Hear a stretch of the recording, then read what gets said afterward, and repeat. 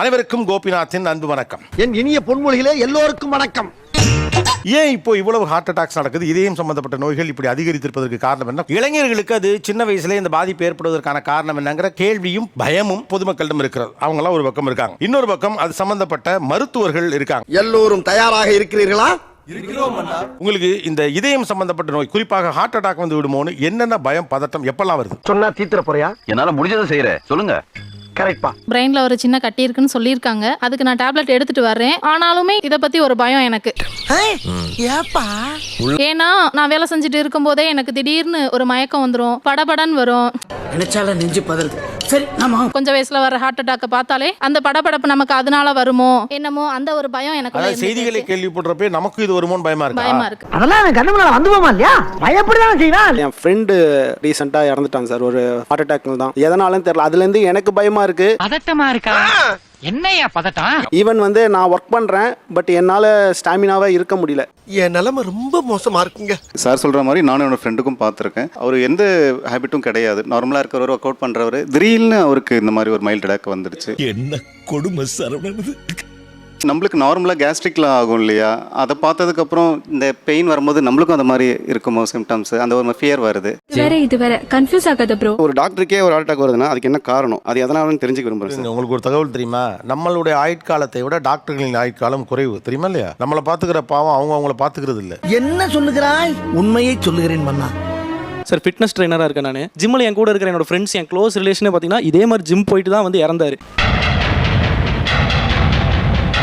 இத்தனைக்கும் நானே அதே துறையில் இருக்காங்க போது இந்த நியூஸ் அதிகமாக நமக்குள்ள வந்து சில நேரங்களில் நான் ஒர்க் அவுட் பண்ணுவோம் பார்த்தீங்கல்ல, அப்போ நமக்குள்ள அந்த நார்மலாக மூச்சு வாங்க பாருங்க, அந்த மூச்சு வாங்குறது கூட எனக்கு அந்த பயமா வருது. ஆமா, நீ பேசும்போது உடம்புல உதறல் ஓவரா இருக்கே, இது சுகர் இருக்கா?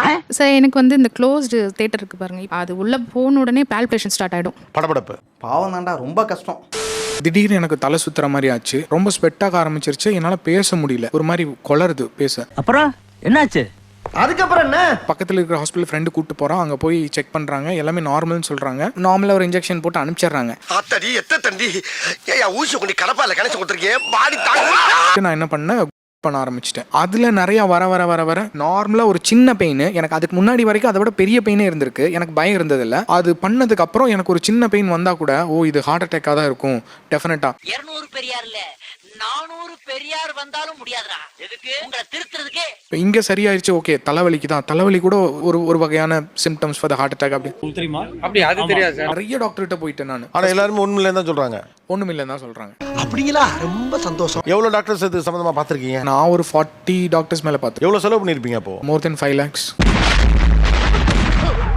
ஹார்ட் அட்டாக்கே வராமலே ஹார்ட் அட்டாக்கு ஆனதுக்கு என்ன செலவுமோ அவ்வளோ பண்ணிட்டீங்க இப்போ நீங்கள்? ஆமாம் சார். இதுக்கெல்லாம் யார் காரணம் தெரியுமா? என்னால் தனியாகவே போக பயமாக இருக்கும் சார். ஏன்னா தனியாக போகும்போது ஏதாவது மயக்கடிச்சு விழுந்துட்டேன்னா, ஏதாவது ஹார்ட் அட்டாக்னா உடனே யாராவது நம்மளை காப்பாற்றுவாங்களா, நான் பக்கத்தில் ஏதாவது ஹாஸ்பிட்டல் இருக்கா அப்படின்ற ஒரு மைண்ட் செட்லேயே போயிட்டு இருப்பேன் நான். அட கன்றாவிய, எப்படி இந்த மனுஷன் எப்படி ஆயிட்டாரு பாத்தியா? என்னங்க எல்லா டெஸ்ட் எடுத்துட்டீங்க? அதான் வர அதெல்லாம் வந்து இசிஜி, எக்ஸ்ரே அந்த மாதிரி ஐட்டமா? இது சென்னைக்கு வந்திருக்கீங்க, மெடிக்கல் டூரிசம்னு கேள்விப்பட்டிருக்கேன் தம்பி, பட் கன்சல்டேஷன் டூரிசம்னு முதல் தடவை எப்பதான் பார்க்குறீங்க? கேரளா போயிருக்கீங்க, சென்னை வந்திருக்கீங்க. ஆனா இது புதுசா இருக்குனே, புதுசா இருக்கு. இப்போ இந்த ஹார்ட் அட்டாக் வந்துருமோங்கிற பயத்துல இல்ல ஹார்ட் இஷ்யூ இருக்குமோங்கிற பயத்துல என்னவெல்லாம் செய்றீங்க? நீ கேக்குறதுனால சொல்றேன், சொல்லு. படபடன் வரும், வேர்த்து கொட்டும், மூச்சு இந்த இடம் வலிக்கும், இந்த இடம் பயங்கரமா வலிக்கும், நார்மலா பிரீத் பண்ண முடியாது. என்னை வெளியே விட்டாதான் அந்த நார்மல் பிரீத்னஸ் தான் எனக்கு வரும், நான் நினைவுக்கே வரும், எனக்கு இப்போ எங்கேயோ இருக்கிற மாதிரி இருக்கும். நினைக்க நெஞ்செல்லாம் வெடிச்சிரும் போல இருக்கியா? இது கூட அந்த தேட்டர்ல சவுண்ட் எல்லாம் எஃபெக்ட் போட்டாங்கன்னா சுத்தமா அவ்வளவுதான், நான் சாக போறேன்ற மாதிரி. இப்போ வீட்டில் 5 years-ஆவே நாங்கள் டோரை க்ளோஸ் பண்ணுறது கிடையாது. வெளி டோரை மட்டும் லாக் பண்ணிடுவோம், மெயின் டோரில் ஓப்பனில் இருக்கும், எல்லா விண்டோஸும் ஓப்பனில் இருக்கும், ஃபுல்லாக ஃபேன், எல்லா ரூம்லேயும் ஃபேனு. என்னடா சொல்ற? ஆமாண்ணே. நைட்டு டயத்துல தூங்கும் போதெல்லாம் மெயின் டோர் க்ளோஸ் பண்ண நான் மேக்ஸிமம் தூங்குறது இல்லை சார், நான் தூங்கி ஒரு 6 to 7 years. அது ஏன்னா தூக்கத்தில் அட்டாக் வந்துரும்ன்ற அந்த ஒரு கான்ஷியஸ்னால. நீ சொல்றத கேட்க எனக்கு நெஞ்சு முட்டுதியா? இப்போ நீங்க நைட் எல்லாம் முழிச்சிட்டு இருந்தீங்கன்னா தூங்கினோடனே அந்த கான்ஷியஸ் வந்துரும், அட்டாக் ஆகிடு எழுந்துரு அப்படின்னு யாரோ அலர்ட் பண்ற மாதிரி இருக்கும் எனக்கு. ஓஹோ. ஆமா, தூக்கத்துல மரணம் வந்துருமோங்கிற பயத்திலே தூங்காம இருக்கீங்க. அட்டாக் வந்துரும், அப்ப நம்ம முழிச்சிட்டு இருந்தா தானே யாரையா கூப்பிட்டு சொல்ல முடியும். கரெக்ட். ஓ இன்வால்வ்மென்ட் நான் பாராட்டுறேன். ஒரு நிமிஷம் இருங்க, எனக்கு என்னமோ புதுசா வேர்க்குதுப்பா. ஏசி இல்லை, நான் இப்போ என்னன்னா உங்க எல்லாரும் கவனிக்கிறேன், எல்லாருக்கும் நல்லா ரிலாக்ஸ்டா இருக்காங்க, எனக்கு மட்டும் என்ன வேர்க்குதுன்னு. அப்படியெல்லாம் சொல்லி பயமுறுத்தப்படாது. குப்புன்னு வேர்க்குதா இல்லையா? வேற என்னெல்லாம் செய்றீங்க இந்த பயத்தினால? நான்வெஜ் சுத்தமா கிடையாது எங்க வீட்ல. எனக்கு தெரிஞ்சு நீங்க என்னமா அட என்னம்மா நீங்க இப்படி பண்றீங்களாம்மா?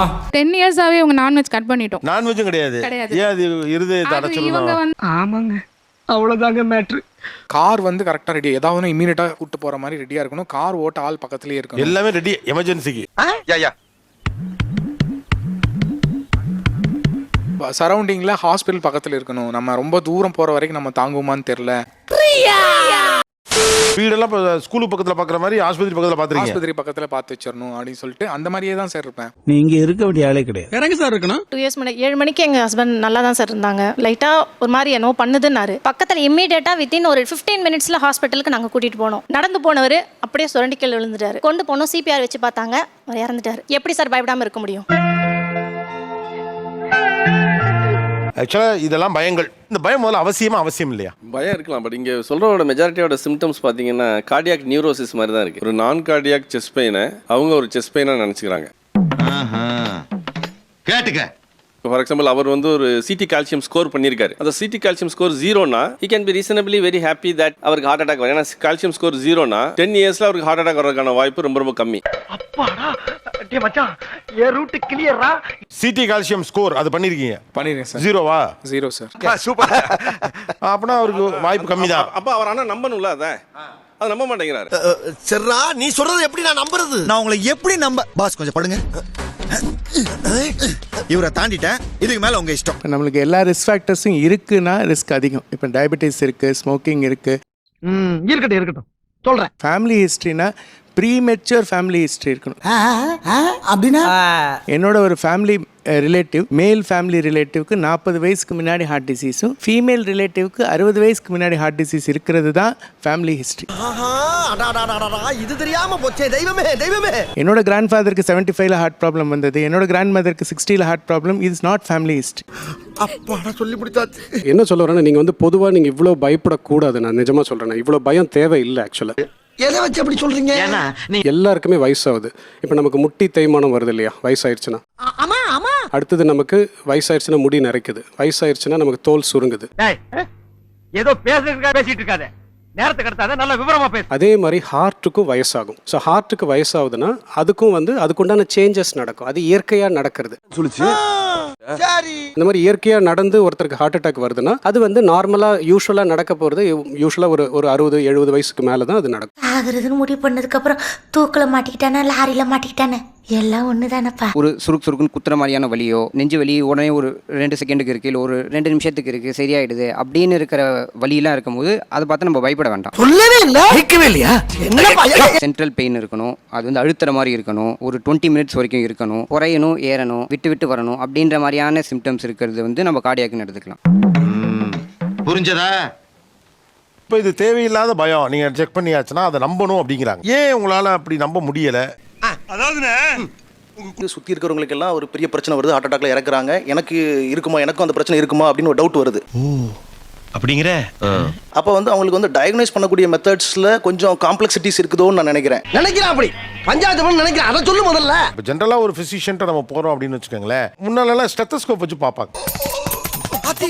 இந்தியா ஹார்ட்ல குதிரை வர சத்தம் கேக்குது.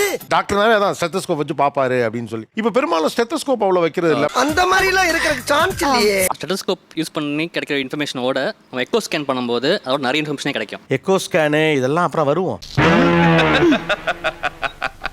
இப்போ நான் வந்து ஜென்ரலாக வரேன், ஒரு ஸ்டெப் ஃபர்ஸ்ட் வந்து ஹார்ட்டில் வச்சு பார்த்து ஹார்ட் எப்படி இருக்குன்னு டாக்டர்ஸ் தெரிஞ்சுப்பாங்கல்ல. ரைட்டா? ஃபீவருக்கு வந்தால் கூட ஸ்டெத்தஸ்கோப் வச்சு பார்ப்பாங்க. இப்போ நீங்கள் சும்மா ஸ்டெத்தஸ்கோப் வச்சு பார்க்குற ஒன்றுக்கு போயிட்டு ஏன் எக்கோ ஸ்கேன் எடுக்கலன்னு கேட்டால் எப்படி டாக்டர்? வலைய விரிக்கிறான், வம்பளுக்கிறானே, வாயை கொடுத்து வாயில முன்னோட ஊர் வச்சிடக்கூடாதா சாமி? இப்போ டாக்டர்ஸ் ஸ்டெத் அதிகம் யூஸ் பண்ணுறாங்களா ஸ்டெத்தஸ்கோப்? இல்ல சார். பண்ணலேங்கிறவங்க கை தூக்குங்க. எவ்ரிபாடி. நிகழ்ச்சியில் கலந்து கொண்ட அனைவருக்கும் கோபிநாத்தின் நெஞ்சார்ந்த நன்றிகள். மீண்டும் இன்னொரு சந்தர்ப்பத்தில் பேசலாம். நன்றி, வணக்கம். நன்றி நன்றி நன்றி. அடுத்த பஞ்சாயத்துல மீட் பண்ணுவோம்.